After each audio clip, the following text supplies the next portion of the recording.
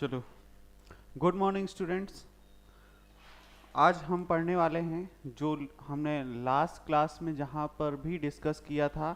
जैसे कि हम सेल साइकिल पढ़ रहे थे और सेल साइकिल के बाद सेल डिवीजन पढ़ लिया था हमने, और सेल डिवीजन के भी आधे से ज़्यादा फेसेस हमने कर लिए थे। आज कुछ थोड़ा सा चैप्टर बचा हुआ है, उसको हम कवर करेंगे एंड देन मूव करेंगे बायोलॉजिकल क्लासिफिकेशन में। लेकिन उससे पहले ये देख लें कि अभी तक हमने प्रीवियस क्लास में क्या क्या पढ़ा हुआ है।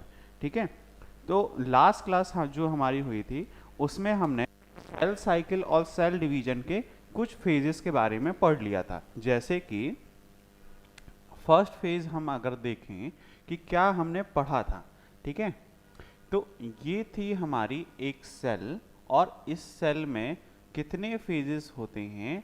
इस फेज में हमने फर्स्ट पार्ट देखा था कि एक होता है G1 फेज, दूसरा होता है S फेज, और थर्ड होता है G2 फेज, और फिर लास्ट में देखा था हमने कि ये होता है एक M फेज। अब इस M फेज के भी चार अलग अलग फेज देखे थे। जैसे सबसे फर्स्ट फेज होता है प्रो फेज, ठीक है। प्रो फेज के बाद होगा, ये हम एम फेज के बारे में बात कर रहे हैं, ठीक है। तो एम फेज के ही prophase, metaphase, third होता है एना फेज, और fourth one is anaphase के बाद होगा टीलो फेज। और ये हम किस मेनली किस फेज की बात कर रहे हैं? हम मेनली बात कर रहे हैं माइटोसिस की, ठीक है। तो ये सारे माइटोटिक फेजेस हैं जिनके बारे में हम बात कर रहे थे। यहाँ तक हमने G1 भी कंप्लीट कर लिया है, S फेज, G2 एंड सबसे मेन पार्ट इनमें से तीन हमने कवर कर लिए हैं। जो हमने देखा था कि ये तीनों फेज मिलाकर 95% तक का टोटल डिवीजन कवर करते हैं, बट यहाँ पर सेल का डिवीजन नहीं होता है, ठीक है। अब सेल का डिवीजन नहीं होता है तो कहाँ होता है? तो सेल के डिवीजन के लिए हमारे पास ये चार अलग अलग फेज हैं जिसे हम माइटोटिक फेज कहते हैं। अब इन माइटोटिक फेज में प्रो फेज को हमने डिस्कशन कर लिया था, मेटा फेज डिस्कशन कर लिया था। मेटा फेज का जो लास्ट फेज है हम वहां से जाते हैं जिसे हम लेट मेटा फेज कहते हैं, ठीक है। तो लेट मेटा फेज का जो फिगर है मैं कुछ इस तरीके से बनाऊंगा कि ये हमारा क्या है, सेंट्रियोल, ठीक है। और इस सेंट्रियोल के बीच में क्या होते हैं? यहाँ पर होते हैं क्रोमोसोम्स, और क्रोमोसोम्स स्पिंडल फाइबर की हेल्प से कनेक्ट होते हैं हमारे सेंट्रोमियर से, ठीक है। तो ये जो हमने एक अलाइनमेंट में सेट करके ये देखा था, यहाँ पर क्या होता है कि यहाँ पर एक अलाइनमेंट में सेट होने की वजह से इक्वेटर लाइन के प्लेस पर, जैसे इक्वेटर लाइन मतलब इस पूरे क्रोमोसोम को हम क्या कह रहे हैं कि एक इक्वेटर लाइन की जैसे ही इन्होंने अपने आप को अरेंज किया है। इस प्लेट को हम कहते हैं मेटाफेजिक प्लेट, ठीक है। अब मेटाफेजिक प्लेट के बाद ये हमारा था लेट मेटाफेज, ठीक है, लेट मेटाफेज। अब लेट मेटाफेज के बाद हमारा नेक्स्ट का कौन सा फेज आएगा? नेक्स्ट फेज होगा एनाफेज, ठीक है। तो अब हम एनाफेज के बारे में चर्चा करने वाले हैं। एनाफेज के बारे में जब हम चर्चा करेंगे तो एनाफेज क्या है? बिफोर एनाफेज क्या क्या हो सकता था? ये क्रोमोसोम्स क्या थे? सॉरी, एक minute. Before anaphase chromosomes at equal of spindle fiber, है ना। तो ये जो क्रोमोसोम्स हैं ये स्पिंडल फाइबर के कैसे होते हैं? इक्वल होते हैं। कैसे पता चलेगा कि इक्वल होते हैं? बिफोर एनाफेज, यानी कि एक क्रोमोसोम में ये एक हमारा क्रोमोसोम है, और इस क्रोमोसोम के एक मिडिल दोनों साइड काइनेटोकोर से एक स्पिंडल फाइबर यहाँ से और एक यहाँ से जुड़े हुए होते हैं, ठीक है। तो ये क्रोमोसोम से दो स्पिंडल, कितने स्पिंडल फाइबर हैं? तो जो भी हमारे क्रोमोसोम्स हैं, यानी कि अगर 46 क्रोमोसोम्स हैं तो उससे डबल कितने हो गए हमारे 92 स्पिंडल फाइबर के बारे में हम। इसमें हम क्या देखते हैं कि एनाफेज में क्या चेंजेस होने वाले हैं। एनाफेज में ये चेंजेस होंगे कि मान लेते हैं कि ये मेरा पहले क्या था कि कुछ इस तरीके से हमारा क्रोमोसोम्स था, है ना, और ये हमारा सेंट्रोमियर हो गया। ठीक है, ये सेंट्रोमियर, इसमें अगर ये G1 फेज को देखो, इसमें भी हम G1 G2 में क्या क्या चेंजेस हुए वो देखते हैं। जैसे G1 फेज में हमारा ये जो क्रोमोसोम्स था उसमें कितने क्रोमैटिड्स थे, एक ही। ये कितने क्रोमोसोम है, एक ही क्रोमोसोम है। एक क्रोमोसोम में इसमें हम कुछ जीन बना लेते हैं, जैसे ए और बी बना लिया, ठीक है। तो ये ए जीन है और हमारा ये बी जीन है, लेकिन हमें कितने क्रोमैटिड्स दिखाई दे रहे हैं, सिर्फ और सिर्फ 1, ठीक है। लेकिन अगर 1 दिखाई दे रहा है तो G2S फेज के बाद डबल होने के बाद ये कुछ इस तरीके से डबल हो जाते हैं, है ना।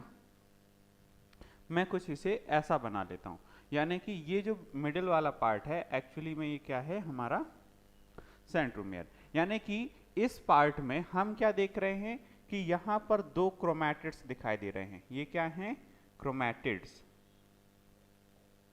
अगर ये क्रोमैटिड्स हैं तो इन्हें हम कौन सा क्रोमैटिड्स कहते हैं, सिस्टर क्रोमैटिड, ठीक है। तो कितने सिस्टर क्रोमैटिड बन गए यहाँ पर, 2। यानी कि एस फेज के बाद जब हम ये G2 फेज में जाते हैं,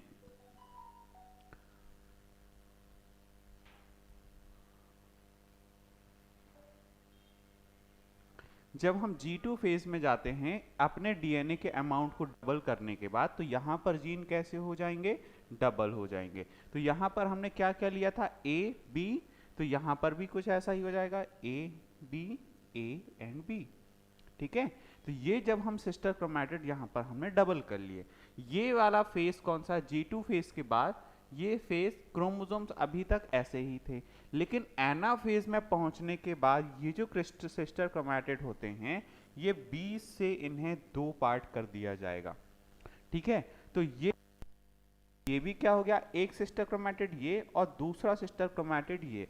दोनों सिस्टर क्रोमैटिड एनाफेज में क्रोमोसोम को 2 पार्ट से डिवाइड करके और अलग अलग एक और क्रोमोसोम कन्वर्ट हो जाते हैं। अलग अलग क्रोमोसोम्स का मतलब है ये होते हैं फ्यूचर क्रोमैटिड्स, या सॉरी फ्यूचर क्रोमोसोम। तो फ्यूचर क्रोमोसोम्स के बारे में हमने क्यों कहा, जैसे मैं एक और बनाता हूं अलग से कि ये मेरा क्या था, कुछ इस तरीके से आपको समझ में आएगा कि ये मेरा क्या है, एक क्रोमोसोम है। इस क्रोमोसोम में ये मेरे क्या हैं, दोनों सिस्टर क्रोमैटिड, ठीक है। अब ये सिस्टर क्रोमैटिड जो हैं, इस सिस्टर क्रोमैटिड के बीच में तुम्हें क्या दिखाई दे रहा है, ये, और ऊपर से काइनेटोकोर। तो 2 काइनेटोकोर हमने यहां पर बना लिए। अब 2 काइनेटोकोर के ऊपर क्या कनेक्टेड हैं, स्पिंडल फाइबर, है ना। अब ये सेंट्रोमियर, ये काइनेटोकोर। अब इस काइनेटोकोर के बारे में जब हम बात कर रहे हैं तो ये काइनेटोकोर्स के भी 2 पार्ट हो जाएंगे और 20 से इसे हम डिवाइड कर लेते हैं। तो किस तरीके से डिवाइड कर रहे हैं, ये जो स्पिंडल फाइबर है इसी को हम क्या करते हैं, तो इसी से ये दोनों तरफ एक दूसरे को पुल करेंगे। जैसे ही पुल करेंगे तो ये जो क्रोमोसोम से 20 से 2 पार्ट में टूट जाएगा। तो सेंट्रोमियर जो है वो कितने पार्ट में स्प्लिट हो जाता है, 2 अलग अलग पार्ट में स्प्लिट हो जाता है और ये एक नया शेप ले लेते हैं और ये कहां पर जाते हैं, अपोजिट पोल की तरफ मूव करते हैं। तो जब ध्यान से देखो तो ये ऊपर की तरफ हो, ये नीचे की तरफ मूव करेगा, तो इसके शेप चेंज हो जाएंगे या नहीं। तो जब शेप चेंज होने की बात कर रहा हूं मैं, तो ये किस तरीके से हमें दिखने लगेंगे, मैं इसे रफ कर देता हूं।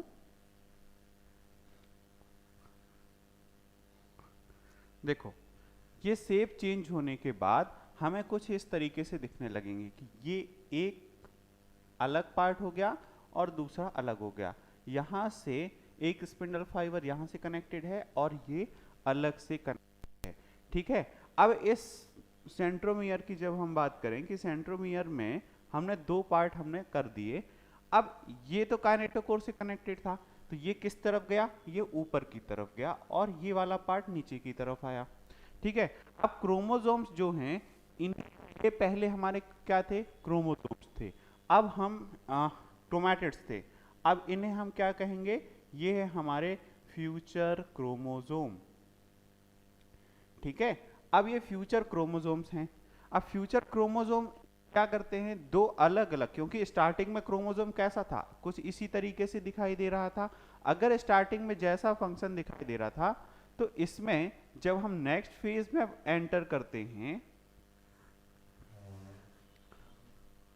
नेक्स्ट फेज में एंटर करेंगे, तो इस सेल में हम क्या देख रहे हैं, ये सेल कुछ इस तरीके से क्रोमोसोम्स इस शेप को ले लेते हैं। यहां से स्पिंडल फाइबर कनेक्टेड है। ठीक है, तो तुम्हें कुछ अलग से शेप नहीं दिखाई दे रहा, ये शेप है जब हम किसी भी धागे से अपने क्रोमोसोम, किसी धागे के क्या मतलब है, यहां पर मैं बात करूं स्पिंडल फाइबर की, स्पिंडल फाइबर जब एक दोनों क्रोमोसोम को सेंट्रोमियर से खींचता है, सेंट्रोमियर की हेल्प से, और उसका जो सेंट्रोसोम है यहां से कितने पार्ट में डिवाइड हो रहा है, दो पार्ट में डिवाइड हो रहा है। अब काइनेटोकोर से तो हमारे स्पिंडल फाइबर जुड़े हुए हैं, अगर काइनेटोकोर से स्पिंडल फाइबर कनेक्टेड हैं तो इसको हम क्या नाम देने वाले हैं, देखो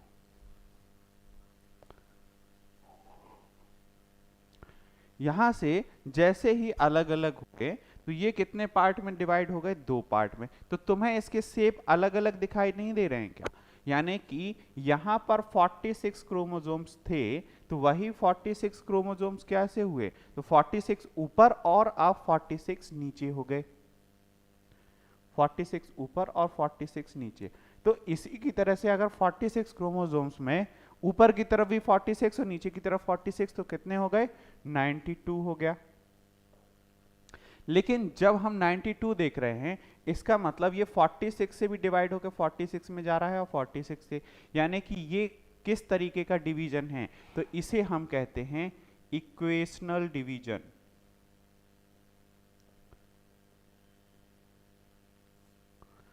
ठीक है, इक्वेशनल डिवीजन के बारे में हम देख रहे हैं। तो इक्वेशन, तो माइटोटिक में आपसे कैसा पूछा जाएगा कि माइटोटिक में कैसा डिवीजन होता है, इक्वेशनल डिवीजन, यानी कि जो हमने यहां पर बात की थी कि ये जो शेप है, ये जो मिडिल पार्ट में, ऐसा भी तो हो सकता है कि जो शेप हो अलग अलग तरीके से दिखाई दे, है ना, क्योंकि यहां पर तो हमें वी शेप का दिखाई दे रहा है, वो भी इन्वर्टेड है ना, तो इन्वर्टेड वी शेप का है, तो क्या हर बार ऐसा ही होगा, नहीं, जो हमारा सेंट्रोमियर है ऐसा भी तो हो सकता है कि जैसे ये हमारा दो पार्ट लिया, ये हमारा क्रोमोसोम है और सेंट्रोमियर सेंटर में प्रेजेंट था, अगर सेंटर में प्रेजेंट था तो ये हमारा कुछ इस तरीके से शेप बनाएगा अगर ऊपर से जाता है, इसे हम कहते हैं इन्वर्टेड वी शेप। ठीक है, अब ये इन्वर्टेड वी शेप है, लेकिन इसे कहां से पुल किया गया है, यहां से।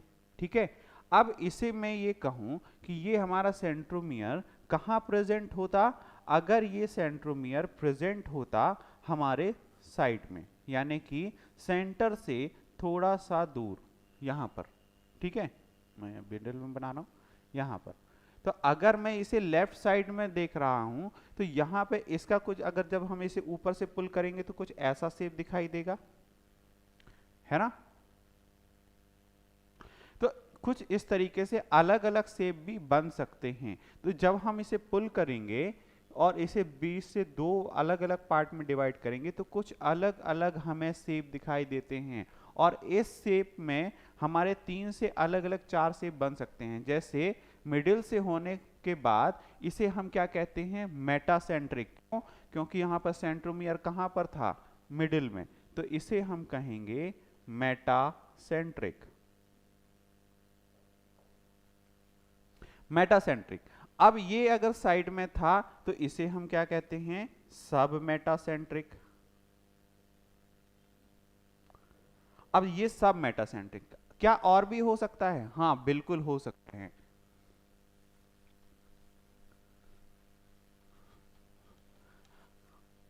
तो जैसे मेटासेंट्रिक की बात करें तो ये इन्वर्टेड वी शेप में बना हुआ है, तो ये भी क्या बनेगा, इन्वर्टेड तो होगा। लेकिन ये क्या तुम्हें वी शेप दिखाई दे रहा है? बिल्कुल नहीं, ये है हमारा इन्वर्टेड एल शेप। ठीक है, अब इन्वर्टेड वी शेप और एल शेप तो देख लिया, लेकिन अगर ऐसा हो कि हमारे क्रोमोसोम्स में सेंट्रोमियर साइड में प्रेजेंट हो और भी साइड में, यानी कि मिडिल से थोड़ा सा लेफ्ट में गए या राइट में गए, तो हमारा पास क्या देखने को मिला, सब मेटासेंट्रिक, सॉरी सब मेटासेंट्रिक। सब मेटासेंट्रिक के बाद थोड़ा सा और लेफ्ट में आए तो हमें और क्या देखा कि ये किस तरीके से शेप बना रहा होगा, इसे पुल करें तो किस इस तरीके से, है ना। तो तुम्हें ये अब क्या एल शेप दिखाई दे रहा है? नहीं, तो इसे हम क्या कहेंगे, इन्वर्टेड जे शेप। तो क्या इसका नाम जैसे सब मेटासेंट्रिक है तो ये भी सब मेटासेंट्रिक होगा? नहीं, इसका नाम हम रखेंगे एक्रोसेंट्रिक। ठीक है, एक्रोसेंट्रिक। और ये लास्ट में जब हम बात कर रहे हैं कि ये जो सेंट्रोमियर है वो कहाँ प्रेजेंट हो, बिल्कुल कॉर्नर में प्रेजेंट होता है, तब इसे हम कहेंगे टीलोसेंट्रिक। और टीलोसेंट्रिक के केस में जो हमारा शेप बनेगा कुछ इस तरीके से बनने वाला है, यानी कि बिल्कुल आई शेप। यानी कि किसी भी चीज को आप एक कॉर्नर से उठाएंगे तो वो सीधी उठेगी या उसमें कोई शेप बनेगा? तो बिल्कुल वो सीधी होती है। तो सीधा कौन होता है? आई। तो इसे हम क्या कहेंगे, इन्वर्टेड आई शेप। तो ये चार फेज होते हैं और इन चारों तरीके से हम देख सकते हैं कि ये थर्ड है और ये है फोर्थ। इन चार तरीके से एनाफेज में बनने वाले चार शेप हैं और इन चारों शेप को आप ध्यान से देख लीजिए, ये एग्जाम में बार बार पूछे जाने वाले क्वेश्चंस में से एक हैं। ठीक है, तो जैसे हमने देखा कि एनाफेज में ये जो स्पिंडल फाइबर पुल करते हैं क्रोमोसोम्स को, तो ये बीच से ब्रेक हो जाएंगे, ये इक्वेशनल डिवीजन बनाते हैं। अलग अलग तरीके के क्रोमोसोम्स हो सकते हैं। अगर सेंट्रोमियर कहाँ है, अगर सेंट्रोमियर उसके मिडिल पार्ट में है तो उसे हम कहते हैं मेटासेंट्रिक। थोड़ा सा लेफ्ट में हुआ तो उसे हम कहेंगे सब मेटासेंट्रिक। थर्ड होता है acrocentric and last is telocentric. Acrocentric में जे शेप, टीलोसेंट्रिक में आई, मेटा में क्या होगा, इन्वर्टेड वी शेप, और सब मेटासेंट्रिक में होता है इन्वर्टेड एल शेप से स्ट्रक्चर ये हमें दिखाई देता है। ये हो गया हमारा एनाफेज कंप्लीट। एनाफेज कंप्लीट होने के बाद ये शेप तो हमारा क्या हुआ, कंप्लीट। लेकिन जैसे ही हम टीलोफेज में कन्वर्ट करते हैं तो टीलोफेज में और ज्यादा कुछ समझने वाला नहीं है। इस बात को ध्यान में रखें कि जब हम टीलोफेज में पहुंच रहे हैं तो ये क्रोमोसोम्स जो थे अब क्या हो जाएंगे, क्रोमोसोम्स अब कंडेंस होने लगेंगे। यानी कि कंडेंस किस तरीके से कि दे कंडेंस नहीं, एक्चुअली में डीकंडेंस्ड है ना। और डीकंडेंस होके क्रोमोसोम्स क्या बनाते हैं, तो क्रोमोसोम्स यहां पर टीलोफेज की हम बात करें, टीलोफेज डीकंडेंस होने लगते हैं। और जब हम डीकंडेंस देखते हैं तो डीकंडेंस के बारे में जब हम बात करेंगे तो क्रोमोसोम कन्वर्ट हो जाएंगे हमारे क्रोमैटिन में। ठीक है, तो क्रोमैटिन मटेरियल में कन्वर्ट होने के बाद इसे अब हम कहां पर, क्रोमैटिन में ही क्यों हो रहे हैं, क्योंकि हम बना रहे हैं एक नया सिस्टर क्रोमैटिड और सॉरी एक नया सिस्टर सेल। ठीक है, यानी कि एक सेल डिवाइड होके दो सिस्टर सेल में कन्वर्ट होता है ना, सिस्टर या डॉटर, बिल्कुल डॉटर सेल में। तो दो डॉटर सेल में बनाने के लिए सेल स्टार्टिंग फेज में कैसा होता है, उसके अंदर होते हैं क्रोमैटिन मटेरियल, वो क्रोमोसोम्स के फॉर्म में ना होकर कंडेंस फॉर्म में होते हैं। तो यहाँ पर डीकंडेंस होके क्रोमोसोम्स क्या देख रहे हैं हम, क्रोमैटिन मटेरियल बना रहे हैं, और क्रोमैटिन के मटेरियल के बाद ये किस में कन्वर्ट हो जाएंगे, यहाँ पर जो स्टार्टिंग में हमने देखा था प्रोफेज में, कि क्या देख रहे थे हम प्रोफेज में, जो न्यूक्लियर मेम्ब्रेन थी, न्यूक्लियर मेम्ब्रेन डिसअपियर हो रही थी, यहाँ पर क्या होगा, न्यूक्लियर मेम्ब्रेन रीअपियर हो जाएगी। ठीक है, न्यूक्लियर मेम्ब्रेन के रीअपियर होने के बाद और क्या रीअपियर होगा, जो भी डिसअपियर हुआ था, क्या डिसअपियर हुआ था, एंडोप्लाज्मिक रेटिकुलम डिसअपियर हुआ था, गोल्जी बॉडी डिसअपियर हुआ था, गोल्जी बॉडी की हम बात करें, और क्या डिसअपियर हुआ था, तो जो भी डिसअपियर हो रहा था, न्यूक्लियोलस की हम बात करें तो न्यूक्लियोलस भी यहां पर डिसअपियर हो गया था। तो अब यहां पर क्या होगा, न्यूक्लियोलस रीअपियर, है ना। तो ये सारी चीजें रीअपियर हो जाएंगे। तो न्यूक्लियर मेम्ब्रेन, ठीक है, endoplasmic reticulum, Golgi body and nucleolus यहां पर रीअपियर हो जाएंगे। और जो भी हमारे स्पिंडल फाइबर हैं वो डिसइंटीग्रेट, जो भी बचे हुए स्पिंडल फाइबर हैं, क्योंकि इन सभी के बाद तो स्पिंडल फाइबर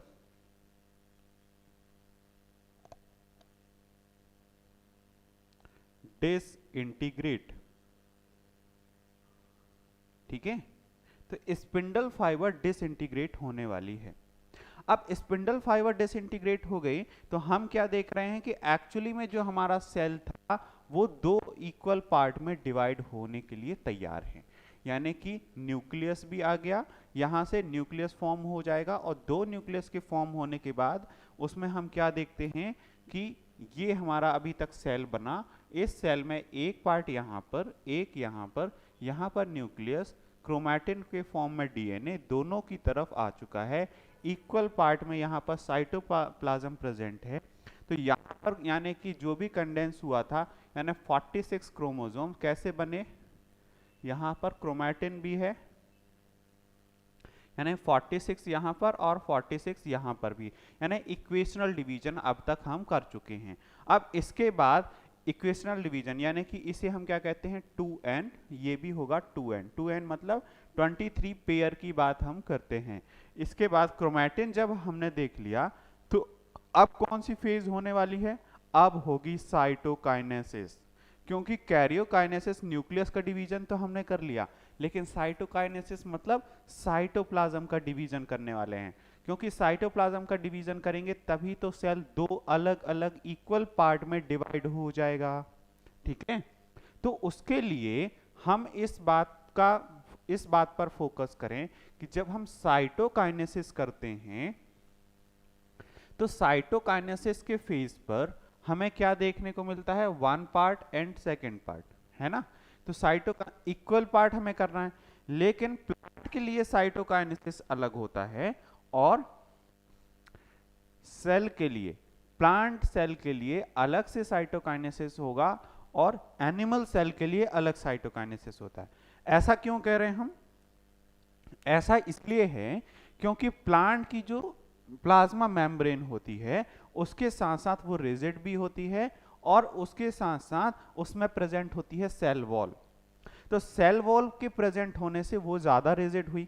ठीक है, अब ज्यादा रिजिड, और एनिमल के केस में क्या है, एनिमल के केस में हम देखते हैं कि उसकी सेल वॉल के अंदर जो प्लाज्मा मेम्ब्रेन होती है वो सेमी परमिएबल भी होती है और लूज भी होगी।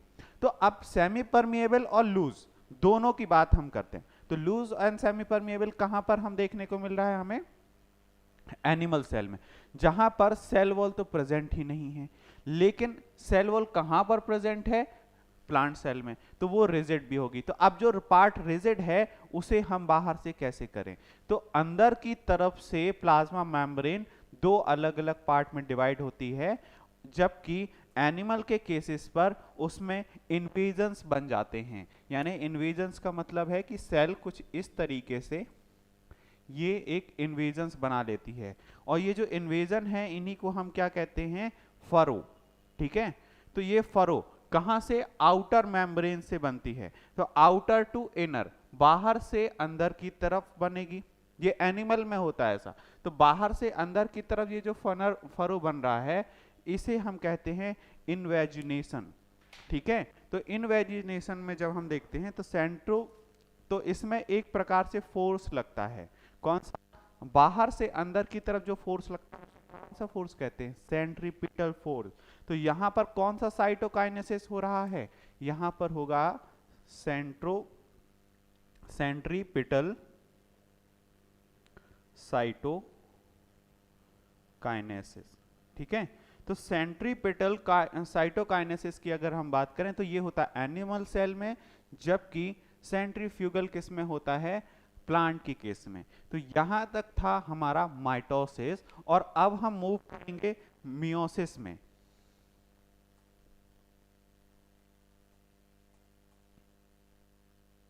ठीक है, तो अब हम जो मियोसिस में हम देख रहे हैं कि मियोसिस किस चीज के लिए बना हुआ था। ठीक है, तो अगर हम मियोसिस की बात करें तो मियोसिस एक्चुअली में ही क्यों होता है, एक्चुअल में क्यों होता है का मतलब है कि इसके लिए इसका मेन टारगेट क्या था। मेन टारगेट मियोसिस के बेसिस की हम बात कर रहे हैं। तो मियोसिस को डेवलप किया गया था, इवॉल्व किया गया था फॉर सेक्सुअल रिप्रोडक्शन, है ना। और उसमें भी हमें ज्यादा नहीं समझना है, एग्जाम के पॉइंट ऑफ व्यू से जो भी पार्ट हमारे इंपॉर्टेंट है हम उसको देखने वाले हैं। तो इंपॉर्टेंट पार्ट में हम क्या क्या देखने वाले हैं, उसके कौन कौन से फेजेस होते हैं, और सबसे इंपॉर्टेंट फेजेस में हमारे मेन फेजेस होंगे प्रोफेज 1, और प्रोफेज 1 के भी हमारे 5 अलग अलग फेजेस। ठीक है, तो मियोसिस के 2 अलग अलग फेज में हमें यह देखना है कि कौन सा इक्वेशनल डिवीजन होता है और कौन सा रिडक्शनल डिवीजन होता है। क्योंकि हम हर बार देखते हैं कि हम हर बार अगर सेल के संख्या को बढ़ाते जाएं, बहुत ज्यादा बढ़ाते जाएं, तो उससे हमें क्या देखने को मिलेगा कि हम तो बहुत लार्ज हो जाएंगे। तो ऐसा नहीं होता। मियोसिस के केस में एक होता है इक्वेशनल डिवीजन और एक होता है रिडक्शनल डिवीजन। तो अब हमें ये देखना है कि इक्वेशनल क्या होता है और रिडक्शनल क्या होता है। ठीक है, और उसमें क्या क्या चीजें परफॉर्म होती हैं। इसमें अब हम बात करेंगे मियोसिस की।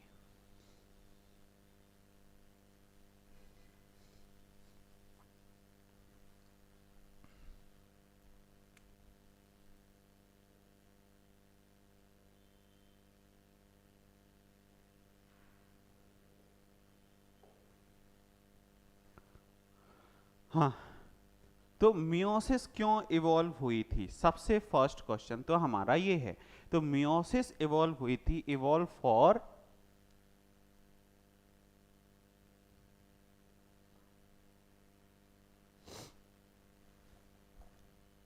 Sexual reproduction. ठीक है, तो इवॉल्व किस तरीके से हुआ था, सेक्सुअल रिप्रोडक्शन के लिए। दूसरा कौन सा पार्ट है, किस चीज के लिए इवॉल्व हुई थी, यहां पर होता है मियोसिस में क्रोमोसोम के नंबर हो जाते हैं हाफ। क्रोमोसोम के नंबर हाफ क्यों हो जाते हैं, क्योंकि हम जानते हैं कि यहां पर होता है इक्वेशनल और रिडक्शनल डिवीजन। तो जहां पर हम एक क्रोमोसोम से, यानी कि हम बात करें एक सेल से 4 डॉटर सेल बनाते हैं, तो 4 डॉटर सेल से यानी 1 से 2 और 2 से 4, तो पहले हम जो 4 डॉटर सेल बनाते हैं तो वहां पर क्रोमोसोम का नंबर 46 तो था। तो 46 से पहले तो हम इक्वेशनल डिवीजन कर रहे थे, लेकिन फिर हम करेंगे रिडक्शनल डिवीजन, है ना, जिसमें एक एक जो सेल है वो अलग अलग पार्ट में डिवाइड होता है। तो कितने पार्ट में डिवाइड होगा, 23 में। इसीलिए हम क्या यहां पर कहते हैं कि यहां पर हमें क्या करना होता है, क्रोमोसोम का नंबर हाफ होता है। ठीक है, अब इस पार्ट को तो हम समझ गए कि क्रोमोसोम के नंबर को हाफ करना है, लेकिन अब ये देखना है कि क्या मियोसिस में भी फेजेस होते हैं जैसे कि हमने माइटोसिस में देखे। तो हाँ बिल्कुल, कैसे फेजेस होंगे, अगर मैं उनकी बात करूं तो एक फेज में यहां पर बनाता हूं। ठीक है, इसमें भी सभी कुछ होगा जैसा कि हम माइटोसिस में देखते हैं, वही माइटोसिस के फेज, यानी कि G1 फेज, S फेज और G2 फेज। ये दोनों, ये बाकी से फेज तो बिल्कुल सेम रहेंगे। यहां पर हम क्या कर रहे थे, डीएनए डबल। ठीक है, ये फेज हमें अच्छे से याद रहेगा। लेकिन लास्ट में जब हम एम फेज के बारे में बात करते हैं तो एम फेज में दो चीजें होती हैं। एम फेज में जैसे कि हम माइटोसिस में जानते हैं कि हमारे पास एम फेज में एक ही बार डिवीजन हो रहा था, लेकिन मियोसिस के केस में एम फेज में होने वाला जो डिवीजन है वो 2 टाइम्स हो जाता है, यानी कि एक डिवीजन पहले और एक डिवीजन उसके बाद में। और इसके बीच में ये देखो, तो ये जो बीच में पार्ट बचा यानी कि डिवीजन 1, और यहां पर होगा डिवीजन 2। तो डिवीजन 1 और 2 और इसके बीच में जो तुम्हें गैप दिखाई दे रहा है, इसे हम कहते हैं इंटरकाइनेसिस। ठीक है, इस इंटरकाइनेसिस के बारे में हम यहां पर देखेंगे। यहां पर क्या होता है कि इंटरकाइनेसिस में ऐसा मत समझना कि G1 फेज और G2 के बाद यहां पर डीएनए डबल हो रहा है तो यहां पर भी डीएनए डबल होगा। तो इंटरकाइनेसिस में किसी भी प्रकार का डीएनए नहीं होता है। तो यहां पर मैं क्या लिखूंगा कि नो डीएनए डुप्लीकेशन या रेप्लिकेशन। ठीक है, तो रेप्लिकेशन का डीएनए का रेप्लिकेशन डबल नहीं होता है। तो यहां पर क्या होता है, डीएनए डिवाइड होगा तो डीएनए दो जगह डिवाइड होता, डिवीजन 1 में और डिवीजन 2 में। तो डिवीजन 1 को हम क्या कह रहे हैं, जहां पर डीएनए क्या हो रहा है, डीएनए डिवाइड होता है। और डीएनए डिवाइड होता है तो यही है हमारा, जिसे हम क्या कह रहे हैं, मियोसिस 1। जबकि डिवीजन 2 ही हमारा क्या है, मियोसिस 2। ठीक है, इसका मतलब डिवीजन यहां पर पहली बार होगा और दूसरी बार यहां पर होने वाला है। तो हमें दो चीजें देखनी है, क्या क्या, मियोसिस 1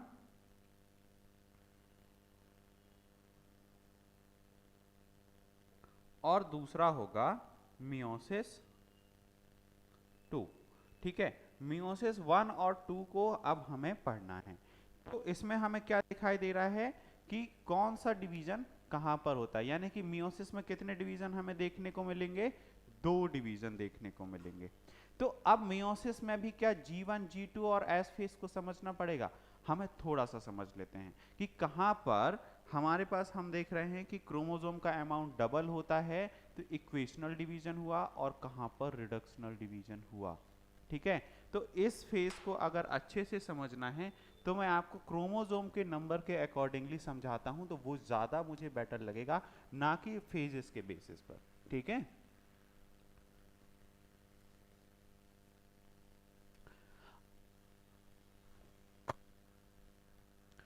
अब देखते हैं। जैसे हमने फर्स्ट देखा था कि दो G1 फेज में हम पेयर ऑफ क्रोमोसोम्स ले लेते हैं। कैसे पेयर ऑफ क्रोमोसोम्स ले लेंगे, अगर हम पेयर ऑफ क्रोमोसोम्स लेते हैं G1 फेज की बात करें तो दो क्रोमोसोम्स ऐसे ले लेते हैं। ये हमारा क्रोमोसोम एक हमने ये ले लिया जिसके जीन ए और स्मॉल ए हैं, ये हमारा सेंट्रोमियर है, और दूसरा हम ये ले लेते हैं। ठीक है, और ये कैसे हैं, यहां पर मैंने आर और स्मॉल आर ले लिया। तो ये कैसे हैं हमारे पेयर होमोलोगस। ठीक है, होमोलोगस पेयर। तो होमोलोगस पेयर ऑफ क्रोमोसोम ये हमारे G1 फेज में है। यहाँ पर क्रोमैटिड्स कितने हैं, 1 एंड 2। यहाँ पर दो अलग अलग पार्ट देखे तो जिसमें हम 1 एंड 2, ये हो गया हमारे 3 एंड 4, ये क्रोमैटिड्स हो गए। अब इनकी बात करें, एस फेज में हमने इनके अमाउंट को डबल किया। अमाउंट को डबल किया तो ये कैसे हो जाएंगे, तो ये तो था हमारा G1 फेज, और फिर एस फेज में हमने डीएनए क्या किया, डबल किया, और फिर डीएनए डबल किया तो ये किस तरीके से बनेंगे हमारे, ऐसा। ये देखो, है ना, ये भी कुछ ऐसे ही बनेंगे।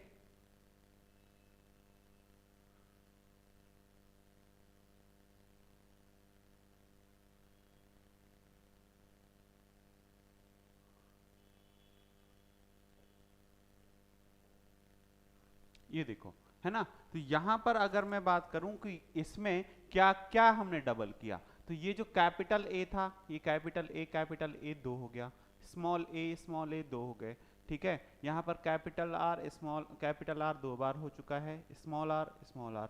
तो ये हमारे जीन्स में जो हम पेयर बना रहे हैं, ये कैसे पेयर बन रहे हैं, ये भी बन रहे हैं हमारे होमोलोगस पेयर।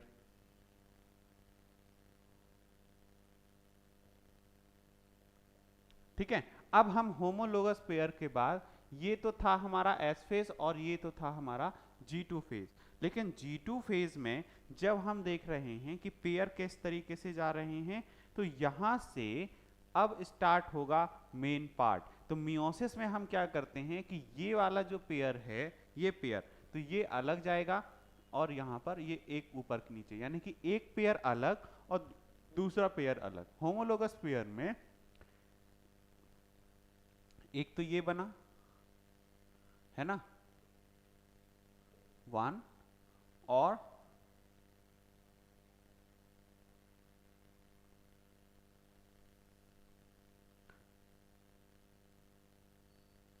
सेकेंड बना ये, ठीक है। अब इस पार्ट में ये भी था, देखो, कैपिटल ए स्मॉल ए और कैपिटल आर स्मॉल आर। तो ए और आर के साथ मिलकर दो बन रहे हैं, यानी कि एक डोमिनेंस और एक रेसेसिव, है ना। ये कैपिटल ए स्मॉल आर, ये हमने जीन्स ले लिए, ठीक है।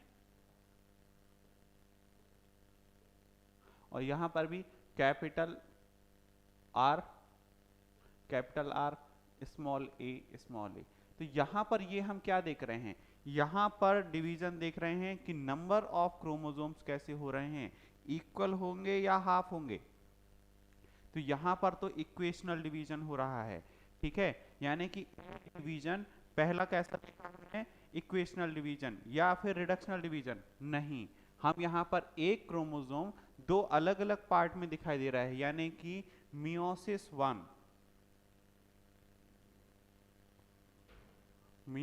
वन में हमें देखने को मिला रिडक्शनल डिवीजन। यानी कि जो हमने ये किया है एक्चुअली में ये होती है पेयरिंग। तो each chromosome has converted into two chromatids, है ना। और एक क्रोमोसोम्स के कितने क्रोमैटिड्स हैं, दो क्रोमैटिड्स हैं, और मियोसिस वन में उसके नंबर हो गए हाफ, ठीक है। अब उसके नंबर हाफ होने के बाद जैसे ही मैंने इसे और भी कन्वर्ट किया, तो ये चार अलग अलग पार्ट में डिवाइड हो गए, यानी कि first, second, third and fourth, यानी 23 के पेयर में हमें दिखाई देंगे। तो ये जो 23 के पेयर में दिखाई दे रहे हैं, यानी कि यहाँ पर हम क्या देख रहे हैं, यहाँ पर मियोसिस 2 देखने को मिलेगा। तो ये जो मियोसिस 2 है, ये कैसा है, इसे हम कहते हैं इक्वेशनल डिवीजन।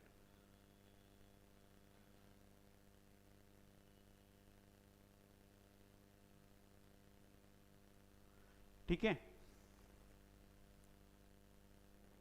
ये सारी चीजें हम देखने को मिलते हैं। तो इक्वेशनल डिवीजन होगा कहां पर, मियोसिस 2 में, और रिडक्शनल डिवीजन होगा किसमें, मियोसिस 1 में। लेकिन अगर मैं इसी को एक समराइज करना चाहूं कि छोटे से पार्ट में किस तरीके से समराइज कर सकते हैं, तो देखो, इसे रफ कर देता हूं मैं।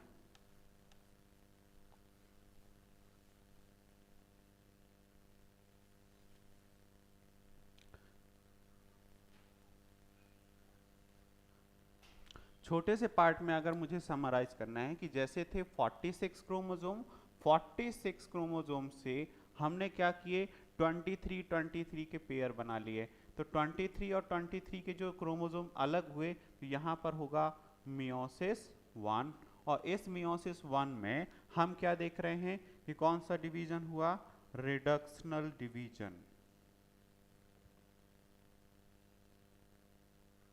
जबकि इस 23 पेयर में 1 2 3 4 और भी हम देखते हैं कि एक से यहाँ पर होगा 23, ये भी 23, ये भी 23 और ये भी 23। तो ये हम क्या देख रहे हैं, ये वाला जो पार्ट है इसे हम कहते हैं मियोसिस 2। तो ये जो मियोसिस 2 है, यहां पर हम क्या देख रहे हैं, इक्वेशनल डिवीजन। ठीक है, तो इस पार्ट को हमें याद रखना है कि किस तरीके से मियोसिस में डिवीजन होते हैं और कौन सा इक्वेशनल डिवीजन है और कौन सा रिडक्शनल डिवीजन है। तो क्या तुम्हें नहीं लगता कि ये इक्वेशनल और रिडक्शनल डिवीजन के बीच में तुम्हें वेरिएशन भी देखने को मिलेंगे, क्योंकि मियोसिस में ही वो हमारे फेजेस हैं, वो हमारा टाइम गैप है जहां पर हमें देखने को मिलते हैं वेरिएशंस। ठीक है, तो अब वेरिएशंस के बारे में कैसे पता चलेगा, इसीलिए हमने कहा था कि जो मियोसिस है वो किससे लिंक है, हमारा meiosis link to sexual reproduction. Meiosis linked to sexual reproduction. अगर सेक्सुअल रिप्रोडक्शन से लिंक है तो कॉमन सी बात है कि वेरिएशंस होंगे। और अगर वेरिएशंस के बारे में जब हम बात कर रहे हैं तो यहां से प्रोड्यूस किसकी हेल्प से होने वाले हैं, तो मोर वेरिएशंस होंगे कहां पर, प्रोड्यूस बाय मियोसिस, है ना। More variations produce by meiosis. Correct है। चलो, तो हम अब जानते हैं कि वेरिएशंस होने वाले हैं। तो वेरिएशंस होते कैसे हैं, तो वेरिएशंस होंगे हमारे नॉन क्रोमैटिड सिस्टर्स के बारे में। अगर हम देखें कि आफ्टर पेयरिंग, यानी इसमें जब पेयरिंग इन्वॉल्व है और रिकॉम्बिनेशन इन्वॉल्व है, तो पेयरिंग एंड रिकॉम्बिनेशन क्या होता है, तो मैं यहां पर लिखूंगा कि pairing and recombination. Pairing and recombination के बारे में बात कर रहे हैं। ये किसके अंदर हम बात कर रहे हैं, मियोसिस के बारे में। Meiosis involve pairing and recombination, यानी कि अगर मान लेते हैं ये दो क्रोमोसोम हैं और ये उसके सिस्टर क्रोमैटिड्स हैं, ठीक है, तो ये सिस्टर क्रोमैटिड्स में इसमें मैं कुछ जीन ले लेता हूं, जैसे कैपिटल ए और ये भी कैपिटल ए, ये स्मॉल ए और ये स्मॉल ए। ठीक है, तो अब इसमें क्या होगा कि ये दोनों कैसे हैं, सिस्टर क्रोमैटिड, ये हमारे सिस्टर क्रोमैटिड। लेकिन इन दोनों के बारे में अगर मैं कहूं कि ये हैं हमारे नॉन सिस्टर क्रोमैटिड, तो वेरिएशंस कैसे होंगे, नॉन सिस्टर क्रोमैटिड आपस में मिल जाने की वजह से। यानी कि कुछ इस तरीके से हम देखें कि इस वाले पार्ट में मैं अगर इसे दूसरे कलर से समझाऊं यहां पर, तो ये एक इसका पार्ट आ जाएगा और दूसरे क्रोमोसोम में ये देखो यहां पर ये इसका पार्ट रहेगा। तो अगर मैं इसे और इस पार्ट में ब्लैक बना लेते हैं, ठीक है, तो ये देखो, तो ये वाला जो पेयर है, एक पेयर किस में था, ये स्मॉल ए यहां पर आ जाएगा, कैपिटल ए यहां पर, तो ये कैसे हैं, ये दोनों हम क्या बना रहे हैं, ये दोनों हैं नॉन सिस्टर क्रोमैटिड, और यही बनाते हैं हमारे वेरिएशंस। तो वेरिएशंस किस वजह से बन रहे हैं, जेनेटिक मटेरियल के एक्सचेंज होने से।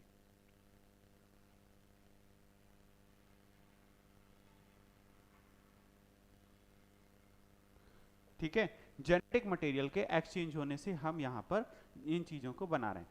अब यहां पर एक बात आप ध्यान में रखिएगा कि जब हम मियोसिस के बारे में बात करते हैं, जेनेटिक मटेरियल एक्सचेंज हो रहे हैं, वेरिएशंस हो रहे हैं, तो वेरिएशंस होने के लिए हम क्या क्या चीजों को ऑब्जर्व कर चुके हैं अभी तक।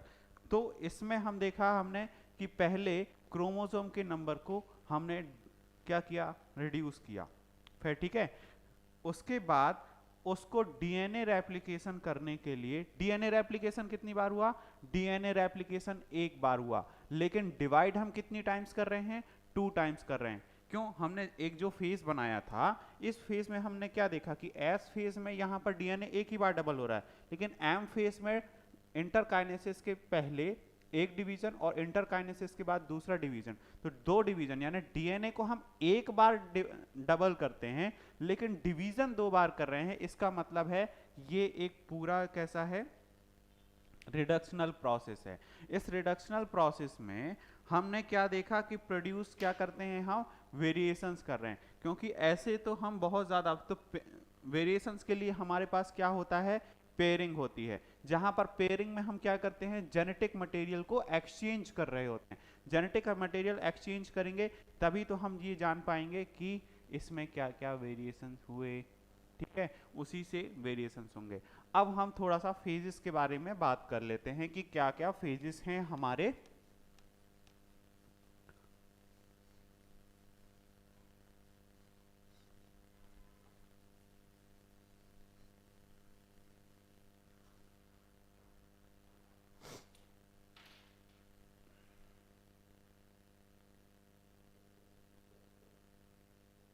मियोसिस, मियोसिस के दो पार्ट,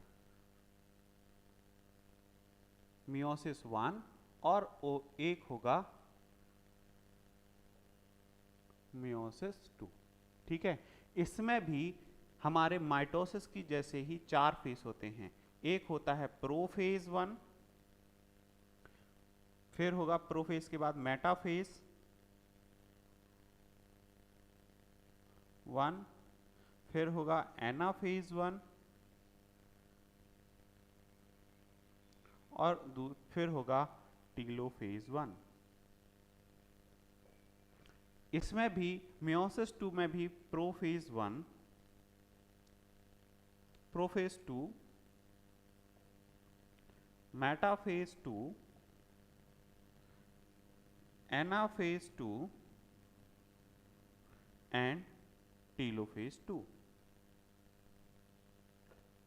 इसमें हमको मेनली कौन सा पार्ट पढ़ना है, क्योंकि ये meiosis two as it is हमारा माइटोसिस की तरीके से होगा और ये तीन फेजेस भी इसमें वही होते हैं, लेकिन हमें मोस्ट इंपॉर्टेंट पार्ट है, क्योंकि इन दोनों को, इसको तो हम थोड़ा सा देखने वाले हैं, प्रोफेज वन को थोड़ा सा अच्छे से देखने वाले हैं।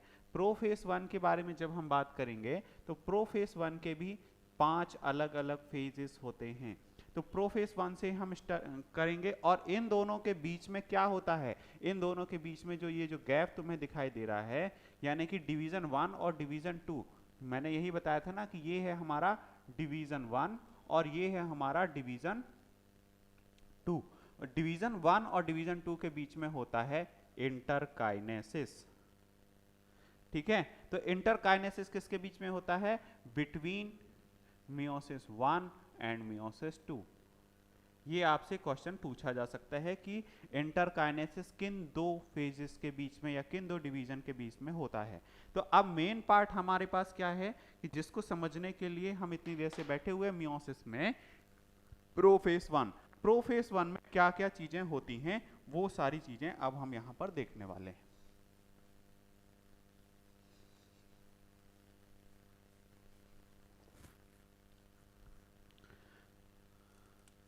तो हम बात कर रहे हैं मियोसिस वन की, और मियोसिस वन में भी उसके अंदर पढ़ने वाले हैं प्रोफेज वन, ठीक है। प्रोफेज वन के भी हमारे कितने फेजेस हैं, प्रोफेज वन के भी अलग अलग फेजेस के बारे में बात करते हैं, ठीक है। एक फेज है हमारा लिप्टोटीन,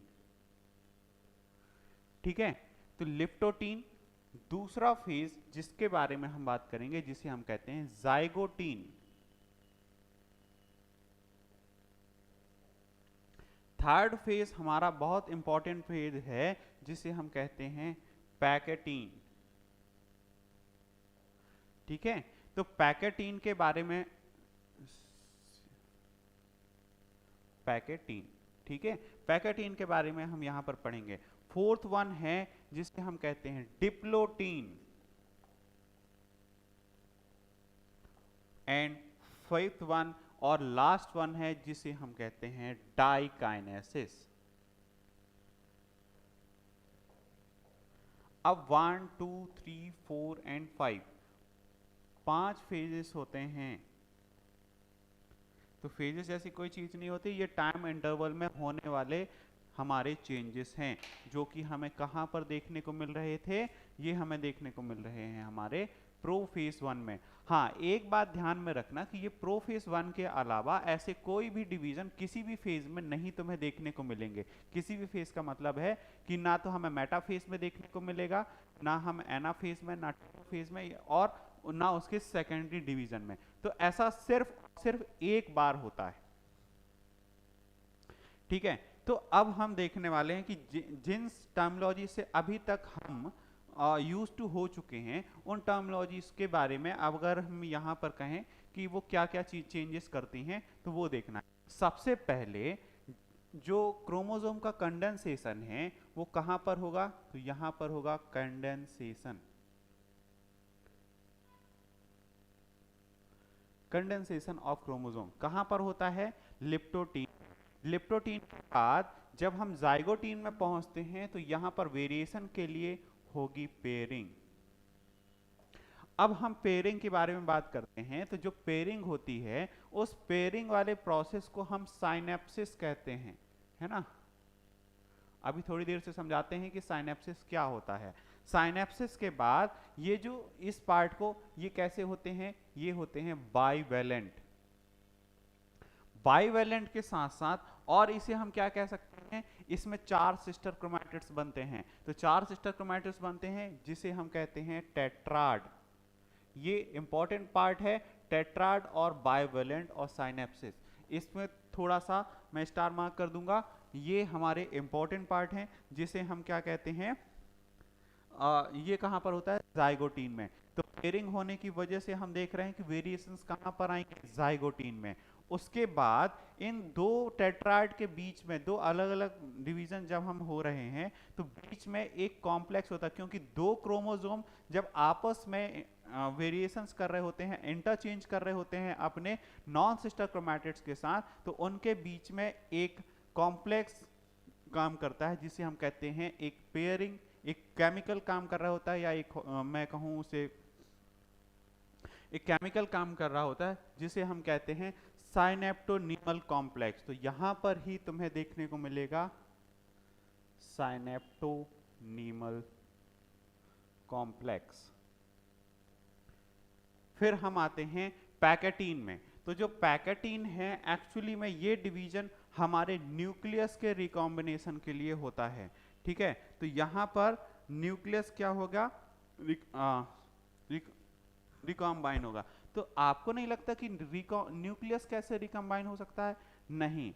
एक्चुअली में यहाँ रिकॉम्बिनेशन, ये जो क्वेश्चन है ये भाई कई बार बच्चों को कंफ्यूज करने के लिए होता है कि यहाँ पर क्या हम देखने को मिल रहा है कि जो भी पेयरिंग होती है, जैसे एक क्रोमोसोम्स ये है और दूसरा क्रोमोसोम ये है, तो इसका एक पेयर यहाँ से हुआ और दूसरा ये कुछ इस तरीके से बनते हैं। तो ये जो मिडिल पार्ट दिखाई दे रहा है ये एक्चुअली में न्यूक्लियस नहीं है ना।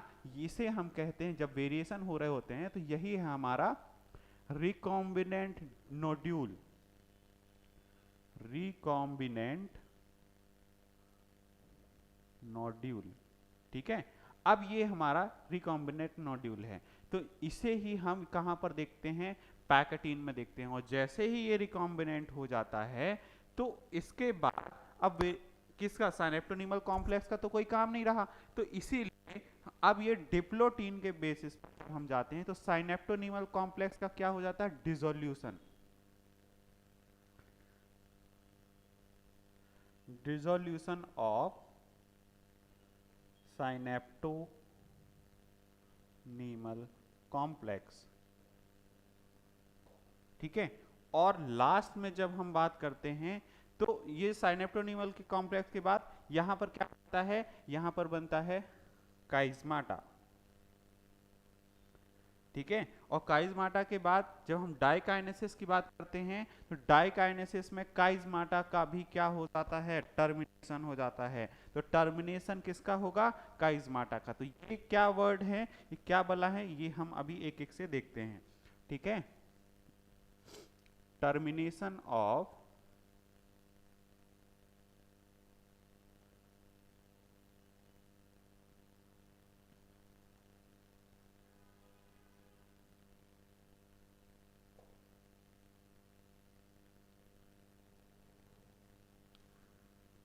ठीक है, टर्मिनेशन ऑफ काइजमाटा के बारे में अब हम बात कर रहे थे।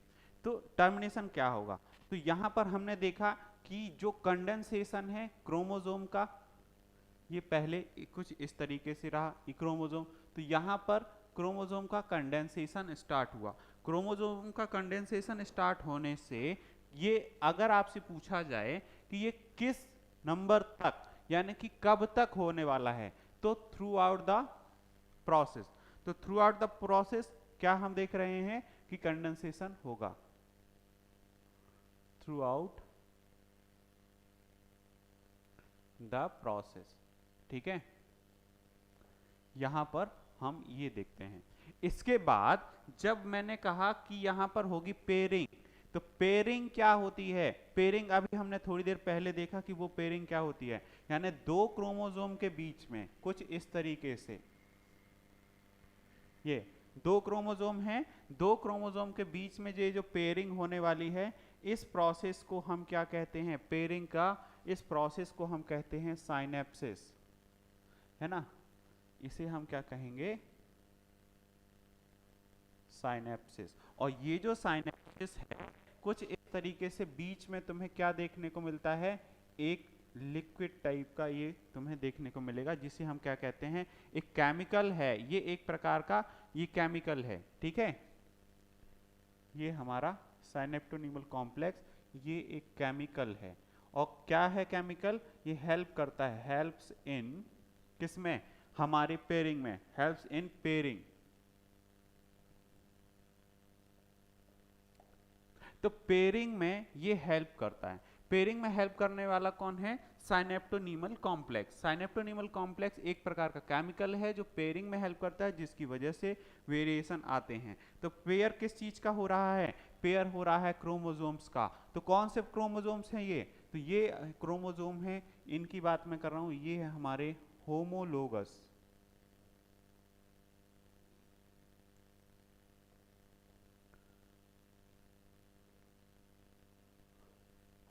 ठीक है, ये हमारे होमोलोगस क्रोमोसोम्स हैं, और इस पूरी प्रोसेस को हम क्या कहते हैं, साइनेप्टोनीमल कॉम्प्लेक्स, है ना, साइनेप्सिस कहते हैं। और साइनेप्सिस किसके बेसिस पे कह रहे हैं, क्योंकि इसमें हेल्प कर रहा है साइनेप्टोनीमल कॉम्प्लेक्स, जो कि एक केमिकल है। तो ये सिमिलर जो क्रोमोसोम्स होते हैं, सिमिलर क्रोमोसोम, पेयरिंग किसके साथ होगी, सिमिलर क्रोमोसोम के साथ। तो सिमिलर क्रोमोसोम्स जो होते हैं वो आपस में पेयर करने की कोशिश करेंगे और क्या बनाते हैं, वेरिएशंस बनाते हैं। तो इसमें कितने वेरिएशंस तुम्हें देखने को मिले, जब इसमें एक वर्ड और लिखा था मैंने, टेट्राड के बारे में बात कर रहे थे। टेट्राड क्या एक्चुअली में है, क्या ये है 1, ये है 2, ये 3, ये 4। तो इन चारों के बारे में हम तुम्हें देखने को मिल रहा है, यानी कि जो पेयर बन रहे हैं इसी को वन पेयर ऑफ क्रोमोसोम क्या बन रहा है, क्योंकि एक पेयर ऑफ क्रोमोसोम है ना, तो वन इसी को ही हम कहते हैं कि one pair of chromosome is called one bivalent. ठीक है, एक बाइवेलेंट होगा यहां पर, और दूसरा अगर एक बाइवेलेंट है तो एक बाइवेलेंट में कितने सिस्टर क्रोमैटिड दिखाई दे रहे हैं, 1 2 3 4, तो 4 सिस्टर क्रोमैटिड हैं। तो 4 सिस्टर क्रोमैटिड हैं, इसका मतलब इन चारों को मिलाकर बनता है एक टेट्राड। ठीक है, एक टेट्राड होता है। तो ये ऐसा हम किस में बात कर रहे हैं, ये हम बात कर रहे हैं एक होमोलोगस पेयर में, जिसमें एक नंबर ऑफ क्रोमैटिड कितने हैं, यहां पर क्रोमैटिड क्रोमैटिड है 4। मैं एक ही बोर्ड पर इसलिए बार बार लिख रहा हूं क्योंकि जो हमने ये वर्डिंग यूज की है उसको आपको समझ में आना चाहिए कि हम किन वजह से इसको हम बाइवेलेंट कहते हैं, टेट्राड कहते हैं, साइनेप्सिस कहते हैं, और यहां पर हो रही है पेयरिंग, और साइनेप्टोनीमल कॉम्प्लेक्स का क्या काम है। ठीक है, तो इन चारों चीजों के बाद हमारा जाइगोटीन यहां पर होता है खत्म। अब इस जाइगोटीन के बारे में जो भी हमने समझा है, इसे लिप्टोटीन और जाइगोटीन के बारे में इतना ही रखें, है ना। तो लिप्टोटीन जो होता है जिसमें कंडेंसेशन होता है, उसे हम एक कहते हैं कि ये सिर्फ होता है बुके के फॉर्म में, बुके लाइक स्ट्रक्चर होता है बुके, और ये सिर्फ और सिर्फ होता है एनिमल सेल में, एनिमल सेल में। ठीक है, इस बात का ध्यान रखना है। तो ये बुके किस में होता है, एनिमल सेल में। और जाइगोटीन में हमने क्या देखा कि हम देख रहे हैं pairing, synapsis, bivalent and tetrad structure है और साइनेप्टोनीमल कॉम्प्लेक्स है। इसमें अगर हम देखें कि जो पैकेटीन है, पैकेटीन से पहले अगर हम देखें कि ये कैसे होते हैं, ये विजिबल होते हैं। क्या विजिबल होते हैं, क्रोमोसोम यहां पर कंडेंस फॉर्म में थे, यहां पर विजिबल हैं, लेकिन जब हम पैकेटीन में आते हैं तो पैकेटीन में क्या होते हैं, क्लियरली विजिबल। तो इन दोनों में डिफरेंस समझो।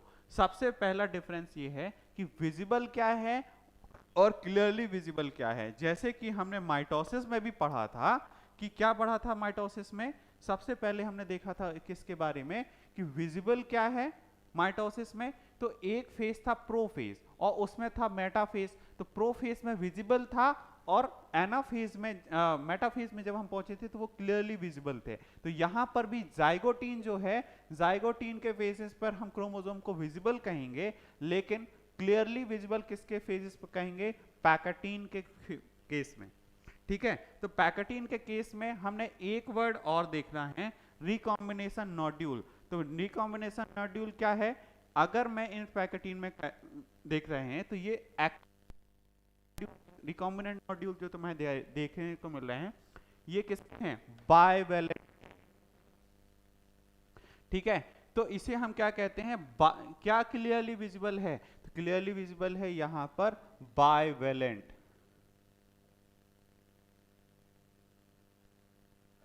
बाइवेलेंट क्लियरली विजिबल, किस केस की बात कर रहे हैं हम, पैकेटीन की, ये वाला पार्ट है ना। इसको ध्यान से देखो, पैकेटीन जो है बाइवेलेंट की तरह क्लियरली विजिबल है। ठीक, अब इसमें मैंने थोड़ा सा ये आगे पीछे हो गया है, इस बात का ध्यान में रखना। हर बार मैंने एक साथ इसलिए इन्हें लिखा है, मिटाया नहीं है। मिटाने का सबसे बड़ा रीजन ये है कि यहां पर आप इन सभी फेजेस में डिफरेंस क्रिएट कर पाए। ठीक है, तो डिफरेंस देख पाएंगे, इसीलिए मैंने इसे रफ नहीं किया। तो रिकॉम्बिनेंट नोड्यूल में क्या होता है, एक्सचेंज होता है जेनेटिक मटेरियल।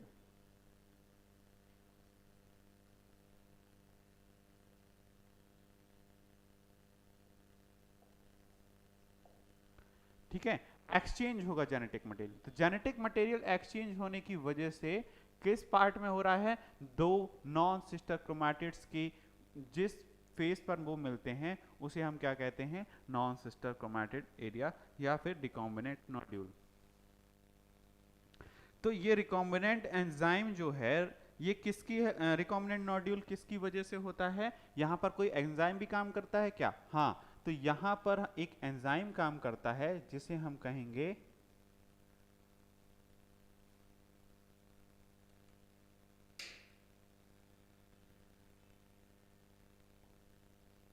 रिकॉम्बिनेंट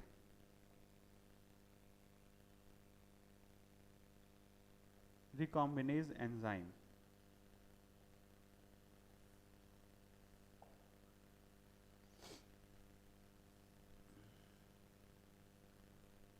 इस फेज को देखें ध्यान से, पैकेटीन के बारे में हम बात कर रहे थे। ठीक है, तो पैकेटीन ये हो गया। अब हम बात करते हैं डिप्लोटीन।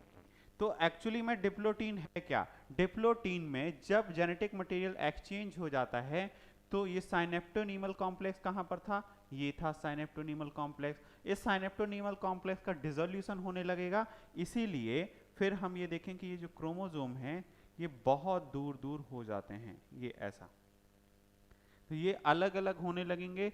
और फिर लास्ट में डिप्लोटीन के बाद जब हम पहुंचते हैं डाइकाइनेसिस में तो काइजमाटा का भी टर्मिनेशन हो जाता है। तो काइजमाटा एक्चुअली में है क्या, ये वही पार्ट जहां पर टर्मिनेशन हो रहा है। ठीक है, मतलब डिसोल्यूशन होगा, ये दूर दूर होंगे और दूर दूर होने की वजह से जो फेस तुम्हें दिखाई दे रहा है को, इसी फेस को हम काइजमाटा कहते हैं।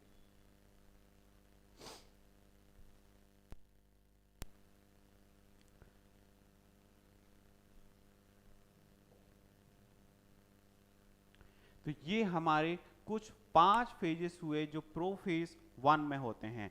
मेटाफेज में भी वही वही केस होगा। कौन सा केस? मेटाफेज की जब हम बात करें प्रोफेज 1, मेटाफेज 1 में, तो मेटाफेज 1 में जो क्रोमोसोम्स होते हैं, ये कुछ क्रोमोसोम मैंने ये बनाए, तो इस क्रोमोसोम 1 में जो स्पिंडल फाइबर होंगे वो एक ही तरफ होते हैं, यानी कि यहां पर ऐसा। तो काइनेटोकोर से एक ही स्पिंडल फाइबर कनेक्टेड होता है।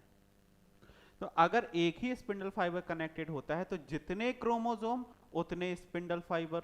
ठीक है, यहां पर कितने क्रोमोसोम हैं? अगर 46 में है, अगर मैं ह्यूमन फेज में 46 क्रोमोसोम्स क्या होते हैं?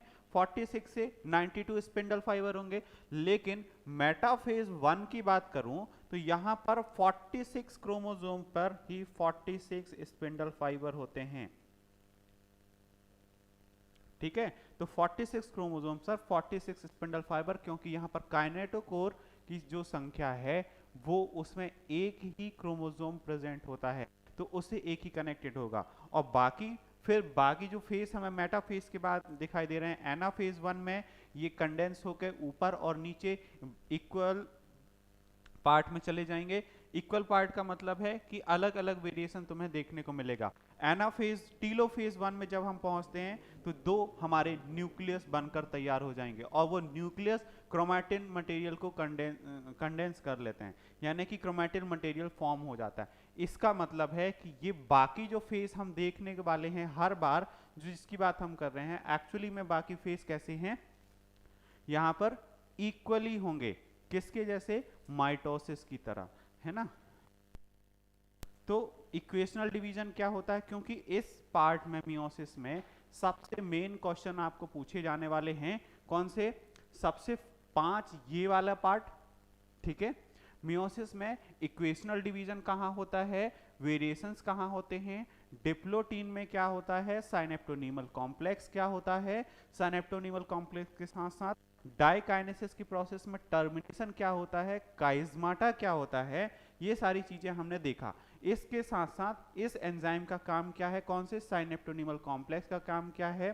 एक एंजाइम का यहां पर हमने एक देखा काइज्माटा में, तो साइनेप्टोनीमल कॉम्प्लेक्स के साथ इस एंजाइम का काम क्या है, पेयरिंग क्यों होती है, पेयरिंग हमारे पास जेनेटिक मटेरियल को हम एक्सचेंज क्यों करते हैं, और एक हमने देखा कंडेंसेशन। तो ये सारे फेजेस यहां पर देखते हैं प्रोफेज 1 में, और बाकी सारे फेजेस ऑलमोस्ट मैंने हमेशा नहीं कहा कि हमेशा इक्वल ही होते हैं, इसमें डिफरेंस तो होगा ही, लेकिन ऑलमोस्ट सारे सेम होंगे। तो नीट के पॉइंट ऑफ व्यू से ये वाला पार्ट सबसे इंपॉर्टेंट है, जिससे सबसे ज्यादा क्वेश्चंस पूछे जाते हैं।